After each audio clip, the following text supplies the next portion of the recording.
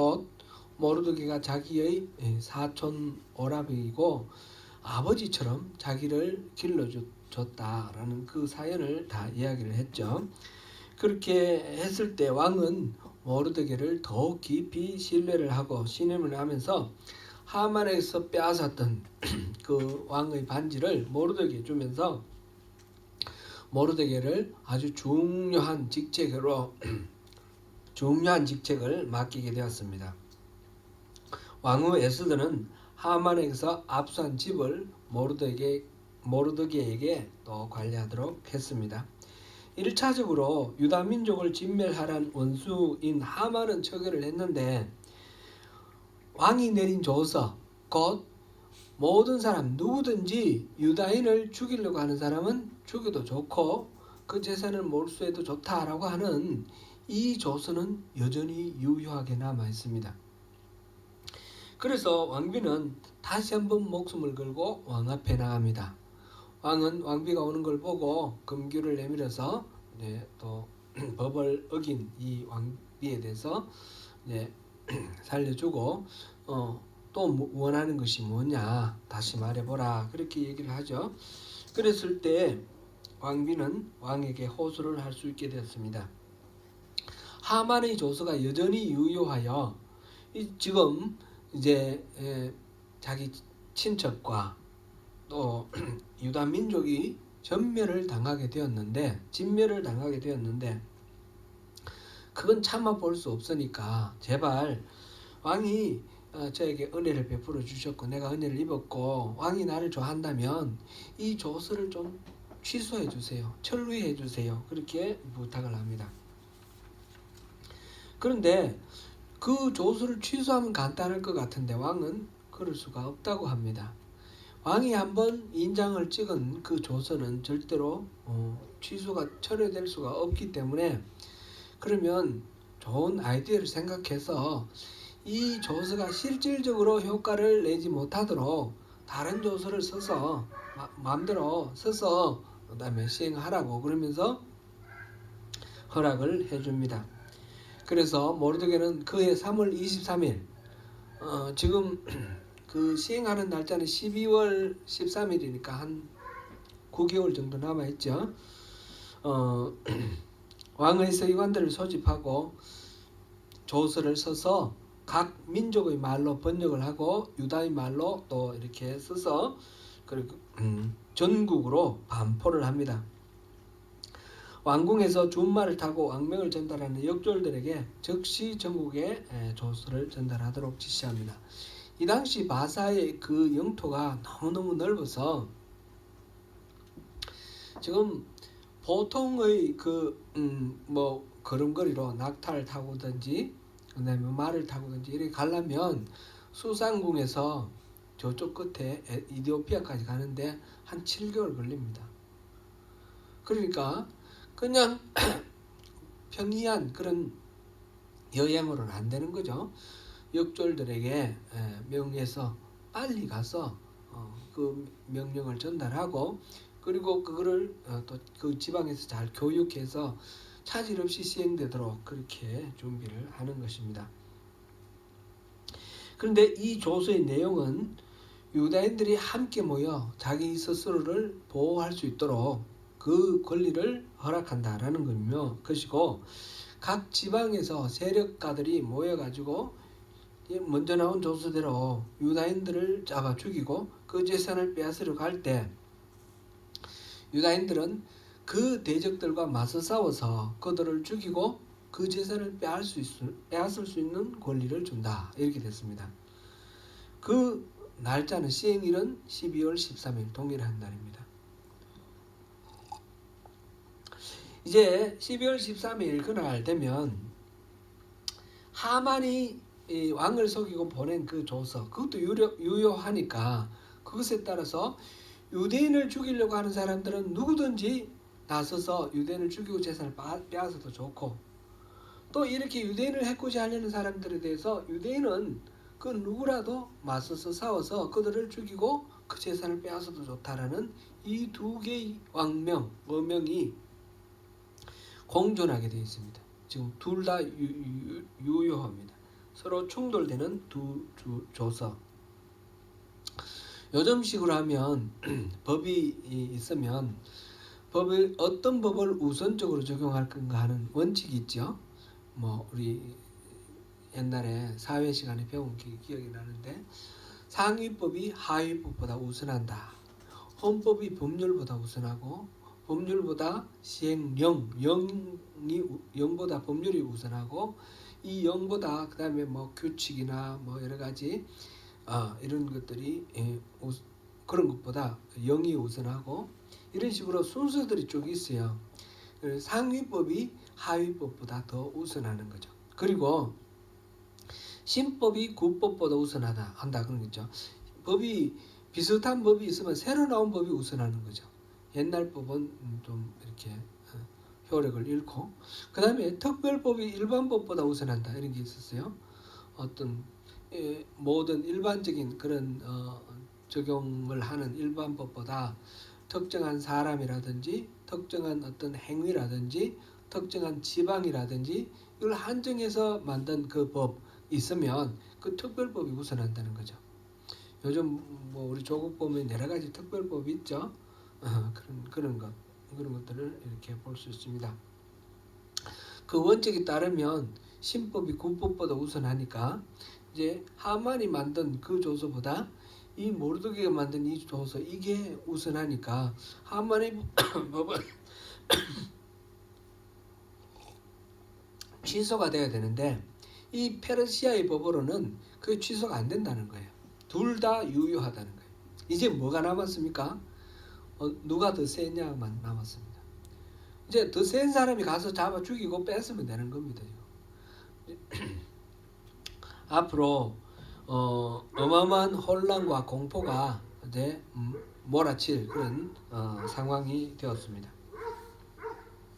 뉴질랜드는 또 우리 조국 대한민국과 달라서 이 나라는 헌법이 없죠.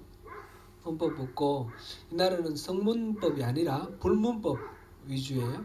법들이 있긴 있는데 판례가 우선되고 이런 식으로 되어 있어서 이 뉴질랜드는 좀 어렵습니다. 제가 잘 이해를 못하겠습니다. 이제 왕의 두 번째 조서가 나온 후 이제 모르드게는 뭐 여러 가지 묘사가 나와 있습니다. 조복을 잘 차려입고 왕을 알현을 하고 다시 나오는데 말하자면 이제 하만이 누렸던 그 권세 모든 대신들 중에 최고의 그 신임을 받던 하만 그 권세를 고스란히 모르드게가 다 받았습니다. 그래서 사람들은 모르드게를 이렇게 숭앙을 하고 특별히 유대인들은 매우 기뻐하고 즐거워합니다. 왕의 어명이 전달된 각 지방 각 읍에서 이 어명을 보고 자기들이 이제 죽게 되었었는데 새로운 어명이 나왔으니까 기뻐하고 또 잔치를 베풀고 명절을 삼았습니다. 두 번째 왕명이 전달됐을 때 한 가지 여기에 오늘 성경 말씀에 보니까 특별한 표현이 나와 있습니다. 그 지방에 사는 사람들에게 유대인에 대한 두려움이 컸다라는 것입니다. 그게 몇 절에 나옵니까? 네? 9장 3절 네. 2절 유다인들이 아하수에로 왕의 각 지방 각 읍에 모여 자기들을 해하고자 한 자를 죽이려 하니 모든 민족이 그들을 두려워하여 능히 막을 자가 없고 이거는 아달월 12월 13일에 이르렀을 때의 이야기고요.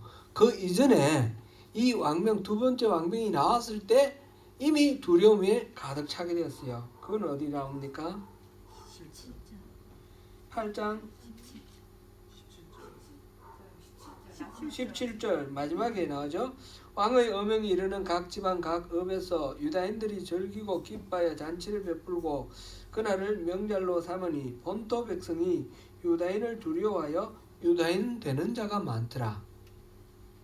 이 유다인에 대해서 너무너무 두려워서 아예 그냥 유다인이 되어버리는 거예요. 유다인이 되는 거는 이제 유대교를 믿으면 유다인으로 받아줍니다. 요즘도 유대인들은 그렇습니다. 결혼한 부부 중에 어느 한쪽이 유다인이면 유다인으로 받아주고요. 유대교를 개종하면 유다인으로 받아줍니다. 이제 그런 식으로 해서 그 지방 본토 백성들 중에 이거 큰일 나겠다 싶어서 두려워서 아예 유다인이 되는 사람들도 많았다 그랬습니다. 이제 아달월 13일, 12월 13일이 되면 유다인의 대적으로 간주되어서 혹시 자기들이 또 그 죽임을 당할까봐 두려워했습니다. 누구든지 유다인을 해치려는 사람은 다 죽여도 좋다라는 허락을 유다인이 받았기 때문에 그 유다인을 무서워하는 것입니다.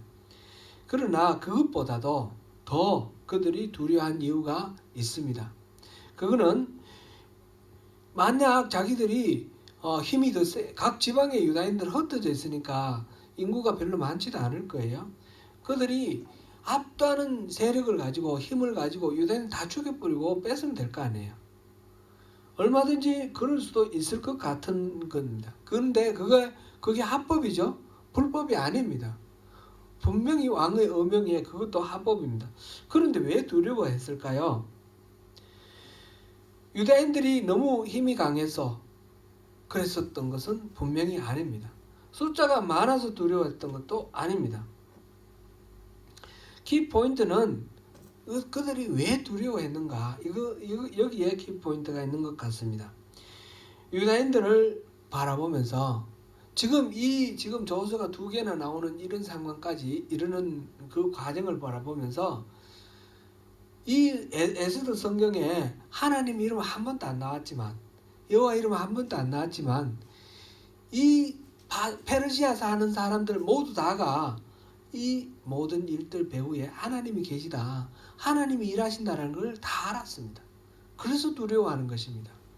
모르드게가 두렵기도 하고 막 세력을 얻으니까 정치 권력이 강해지고 그러니까 막 대신들이 막 모르드게 편이 되고 이런 현상이 일어나는데 그건 나중 일이고 그 이전에 어떤 모르드게의 어떤 정치력이라든지 에스더의 어떤 지위에 따른 힘이라든지 이거하고 상관없이 돌아가는 과정 보니까 하나님이 일하신다는 거예요. 하나님이 움직이고 계시는데 여기에 맞설 수가 없다는 것을 모두들 다 깨달으면서 두려워하는 것입니다. 그 조서를 보면서 하만이 모르드게를 죽이려 하는 걸 다 알았습니다. 이제 유다인들은 다 이제 끝장났구나 모두들 다 생각하고 있었습니다. 그런데 하만이 모르드게의 그 말고삐를 잡고 성내를 돌아다니면서 왕이 존귀하게 여기는 자는 이렇게 대접한다 그러면서 모르드게를 찬양하는 거예요. 금방 죽이려고 지금 사형들까지 만들어 놓고 그러고 있으니까 이 사람들이 이 하만이 얼마나 우스운 꼴이 됐습니까? 그렇죠? 그리고 하만이 죽이려고 모르드게를 죽이려고 만들었던 사형들에 자기가 달려 죽는 것을 다 봤습니다. 그 소문 다 들었습니다. 그러니까 이게 그냥 이 모르드게가 잘나서 이루어지는 일이 아니고 누가 뭐 훌륭해서 정치력이 뛰어나서 이루어지는 일이 아니라는 걸 다 본 겁니다.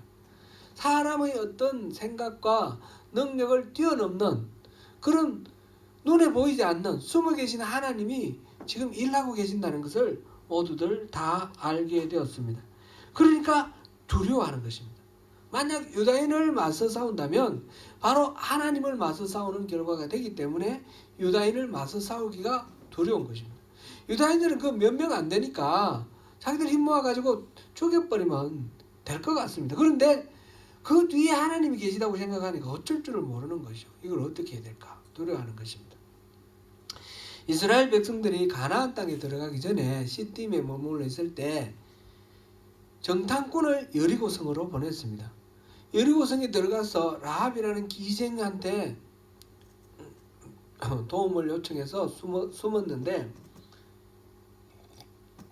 그때 라합이 이들을 보호해주는 이유가 있습니다. 라합이 말을 합니다. 지금 여리고성 사람들이 너희들 이야기를 다 들었다라는 거예요. 그래서 그 이야기를 듣고 지금 간담이 다 녹았고 정신을 잃을 지경이다 그래요. 왜냐하면 이스라엘 사람들과 함께 하시는 하나님을 알게 되었기 때문에. 홍해를 건너올 때 그 바다를 마르게 했고, 지금 요단강 동쪽에 아모리 사람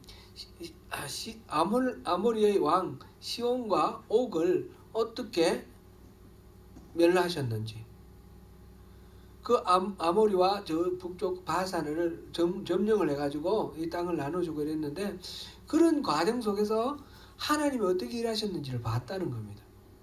그렇기 때문에 지금 여리고 사람들이 이 이스라엘 사람들의 소문만 듣고 지금 완전히 간담이 녹았습니다.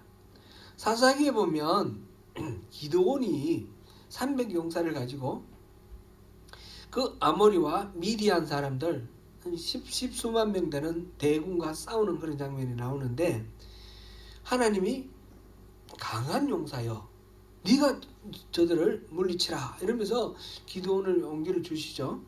기드온이 하나님을 시험해 보기도 하죠. 이 양털이 있는 곳에 저 이슬이 내리게 해주세요. 양털이 있는 곳은 이슬이 안 내리고 땅에만 이슬이 내리게 해주세요. 이런 식으로 하나님 정말 함께 하시는지 시험을 하면서, 하나님 함께 하시는데 왜 우리는 이렇게 아모리 사람들이 핍박을 받고 미디안 사람들 이렇게 모든 거 다 뺏기고 이렇게 억압당하고 살아가느냐고, 하나님 계신 거 맞냐고 그러면서 막 이렇게 하는데, 하나님이 여러 가지로 증거를 보여주셔요. 그러다가 하나님이 그러면 네가 저 미디안 진중에 한번 들어가 보라. 그래서 밤에 몰래 진중에 들어갔더니 그 병사들이 막 얘기를 하는데, 두run두른 얘기를 하는데, 보리떡 한 덩이가 유대인들을 진영에서 우리 진영으로 와가지고 우리 막사에 굴러 들어왔는데,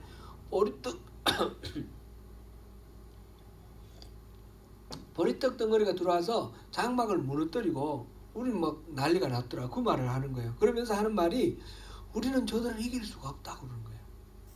이게 뭡니까? 하나님이 그렇게 공포감을 심어주는 거예요. 그래가지고 300명이 그 십수만 명을 포위를 했어요. 포위를 해가지고 밤에 그 항아리 안에 횃불을 켜고 있다가 일시에 횃불을 깨뜨리면서 나팔을 불고 함성을 막 지릅니다.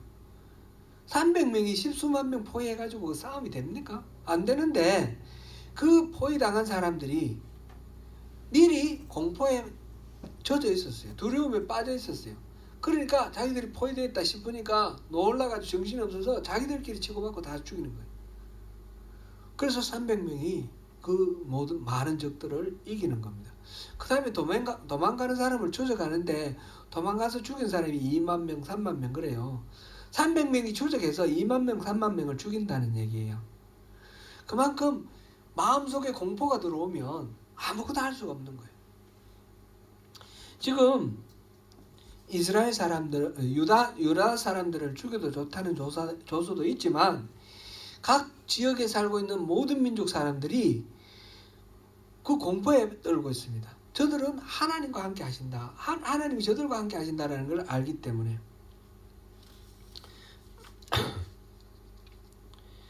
드디어 12월 13일 그 시행 날짜가 되었습니다.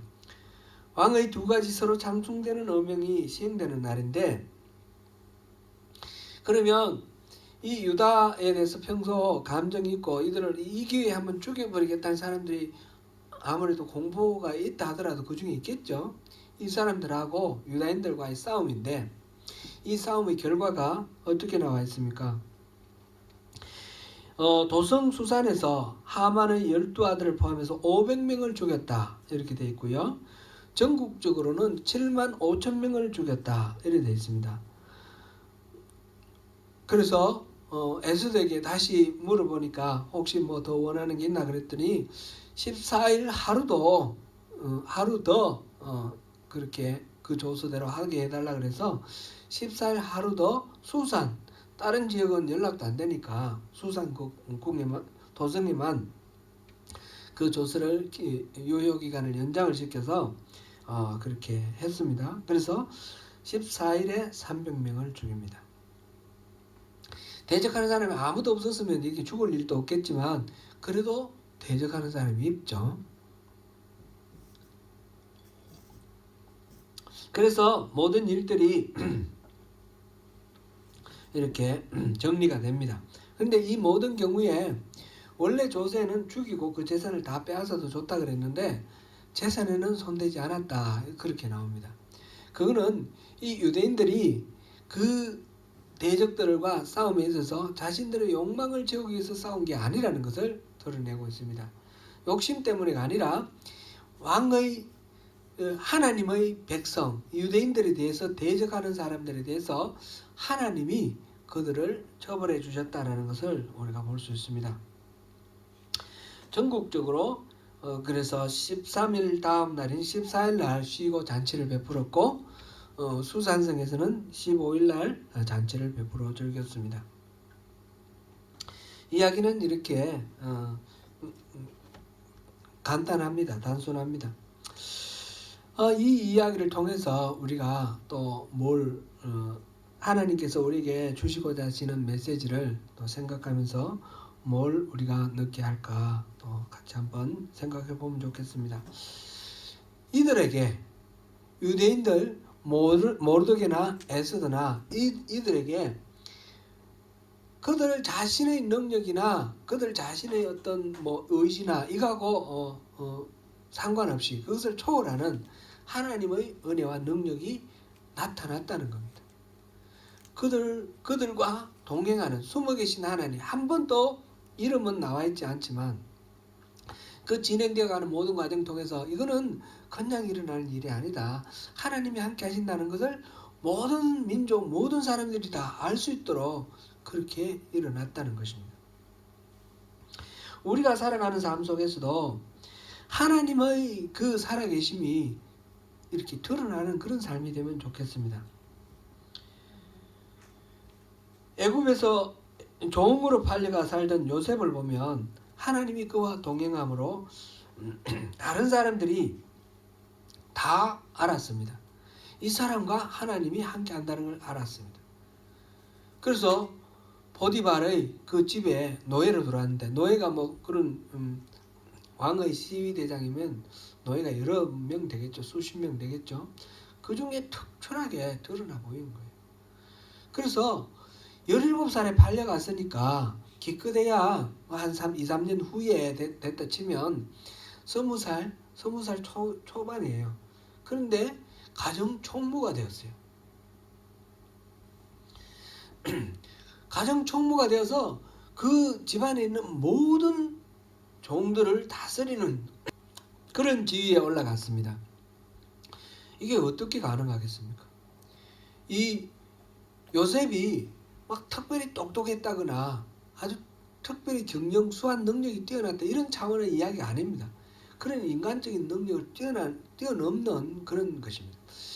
그 사람에게 요셉에게 뭐든지 맡기면 요셉은 하여튼 자기 돌아보지 않고 또 뭔가 어떤 신적 어떤 힘에 의해서 그가 보호받고 인도받고 해서 성과를 내더라는 것이죠. 그래서 이 창세기에서는 요셉을 말할 때 하나님이 그와 함께 하심으로 그가 형통했다 그랬어요. 모든 일이 형통했다. 형통한다는 말은 우리가 또 오해하면 안 됩니다. 뭐든지 자기 원하는 대로 다 되더라 그런 건 또 아니에요. 그러면 왜 노예 상태로 있습니까? 그죠? 해방돼야지. 자기가 하는 원하는 대로 되려면. 왜 또 억울하게 누명을 쓰고 감옥에 갇힙니까? 왜 죄수가 되죠? 이건 보면 우리가 생각하는 형통하고 반대길로 가요. 그런데 형통한다고 그랬어요. 감옥에서도 형통했다고 그랬습니다. 그러니까 이거는 우리의 세속적인 욕망이 채워지는 것을 기준으로 하는 것이 아니고 이 보이지 않는 신적 존재에 의해서 모든 일들이 순탄하게 이루어져 가는 그런 것을 모든 사람들이 보고 알았다는 것이죠.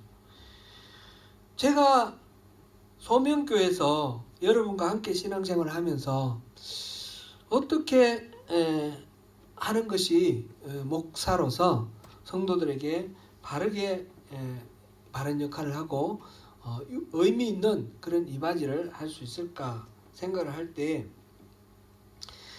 이게 최고라고 생각됩니다. 하나님의 손에 붙들려서 살아가는 삶 속에서 하나님이 살아계심이 증거되는 그런 삶이면 좋겠다는 것입니다. 다른 것 아니고, 예를 들어서 이 교회가 세속적인 관점에서 부흥하고 사람들이 막 들썩들썩하고 또 제가 유명하게 되고 사람들이 막 존경한다고 그러고 그런 것이 아니라는 것이죠. 어떤 상황에서든지 하나님 뜻을 잘 분별하고 하나님 뜻대로 살아가려고 하는 그런 마음, 그런 삶의 자세, 그것이 있으면 좋습니다. 그것으로 저는 충분하다 생각합니다. 예수 잘 믿으면 모두 번영하고 세속적인 복을 받는다라고 하는 것, 그것이 법칙이라 그러면 우리가 성경에서 보는 사도들은 다 신앙생활 잘못한 사람들이죠. 다 고난받고 죽었습니다. 초대교회에서 제자들이 예수님이 부활승천하신 후에 성령 세례를 받았는데 사도행전 12장에 보면 요한의 형제 야고보, 12사도 중에 야고보, 이 야고보가 헤롯 왕에게 잡혀서 죽임을 당했습니다. 그 야고보가 죽는 것을 보고 유대인들이 좋아하는 걸 보고 헤롯 왕은 또 많은 사도들을 잡았습니다. 그 중에 베드로가 잡혀서 감옥에 갇혔습니다. 근데 이번에는 하나님의 사자가 와서 그 군사들 가운데 옥중에서 잠들어 있는 베드로 옆구리를 차서 깨워서 탈옥을 시킵니다. 어떤 야고보는 죽임을 당하게 하고 베드로는 살려줬는데 야고보는 믿음이 없어서 죽고 베드로는 믿음이 있어서 살았습니까? 그거하고는 전혀 상관이 없는 겁니다. 하나님이 죽어도 괜찮으면 죽게 하시고 아직도 좀 더 살아 있어야 되면 살리시는 것이죠. 그건 우리가 알 수가 없는 그런 영역이고요. 하나님 뜻에 달려 있는 것입니다. 우리가 이 세상의 세속적인 관점에서 잘 풀리고 자기 욕망 충족되고 높은 자리에 올라가고 부를 많이 쌓고 그러면 형통하다 이렇게 생각하는 것은 그거는 잘못된 이해인 거죠. 한국교회에서 제가 또 이렇게 생활할 때에 이렇게 생각해 보면 뭐 교회가 어디 땅을 사가지고 막 땅값이 올라가지고 몫이 좋은 데라서 성도들도 많이 오고 땅값도 오르고 해서 막 교회가 부흥했다고 하나님 은혜 받았다고 축복받았다고 그 목사님 참 훌륭하신 분이라고 막 그러는데 어떠세요? 그런 이야기 들으면 여러분은? 좀 끔찍한 얘기예요. 끔찍한 얘기. 그건 하나님하고 아무 상관없는 얘기예요. 안 그렇습니까? 저는 좌중을 압도하는 그런 달변으로 설교할 줄도 모르고 또 신령한 은사로 사람의 병을 고쳐주거나 또는 뭐 예언을 하거나 그런 목회도 제가 할 수 없습니다. 간혹 가다가 뭐 이렇게 은사가 나타나기도 하지만 그 은사는 어디까지나 성령님의 소유고 저를 통해서 그렇게 빈번하게 나타나는 것도 아닙니다. 제가 속이 뻥 뚫리는 그런 달변이나 그런 유창한 기도나 그런 뭐 이야기나 예언이나 이런 것으로 여러분들의 마음을 이렇게 기분 좋게 하고 또 뭐 이렇게 사람들로부터 인정받게 하고 그럴 마음은 조금도 없습니다. 하나님이 그걸 별로 원하지 않는 것 같습니다. 제게 주신 주님의 은사와 능력으로 저는 열심히 말씀을 연구하고 또 묵상하고 또 전달하면서 모자라지만 부족하지만 실수 많고 흠결은 많지만 최선을 다해서 하나님 말씀대로 살아가는 그 모습을 여러분들께 보여드리는 것이 제게 최선이다 그렇게 생각합니다. 세속적인 기준으로 살지 않고 그 율법주의 나 자신의 어떤 능력이나 어떤 신앙의 어떤 뭐 대단함이나 이런 거 자랑하지 않고 또 우리 욕망이 채워지는 기복주의 따르지 않고 인본주의 따르지 않고 정말 우리 신앙의 중심에 하나님만 모시고 나는 하나님 뜻을 분별하고 순종하는 것으로 가장 큰 의미를 삼는 그런 신앙이면 저는 충분하다고 생각합니다. 여러분들도 마찬가지 아니겠습니까? 우리가 이 세상에서 잘 먹고 잘 살고 사람들로부터 존경받고 인정받고 이런 것들에 마음 뺏기면 그거는 바꿀 수 없는, 비교할 수 없는 그 영원한 하나님 나라를 놓쳐버리는 그런 어리석음에 빠질 수도 있습니다. 요즘 새벽 예배 통해서 하나님께서 재물과 하나님을 겸하여 섬길 수 없다, 그걸 말씀을 주시고 하나님 나라 그것을 선택하기 위해서 다른 모든 것들을 다 내려놓으라 말씀하십니다.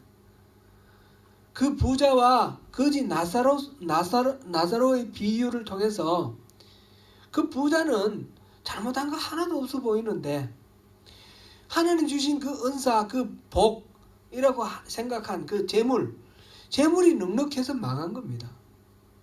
안 그렇습니까? 재물이 넉넉했는데 그걸 가지고 하나님의 그 마음을 헤아려서 하나님을 잘 섬기고 거지 나사로 같은 그런 이웃들, 불우한 이웃들을 잘 섬기고 그렇게 해서 이 재물을 주신 하나님의 목적, 하나님 뜻을 잘 순종을 해야 되는데 그건 안 바라보고 자기의 만족을 위해서 다 써버리는 거예요. 우리 중심이 어디가 있느냐, 그것이 중요한 것입니다. 이 땅에서 살아봐야 100년입니다. 이 땅에서 누려봐야 100년의 세월입니다. 그것을 가지고 그 100년 동안 우리 잘 먹고 잘 살기 위해서 영원한 생명을 포기하는 것은 이건 말도 안 되는 어리석은 판단 아니겠습니까?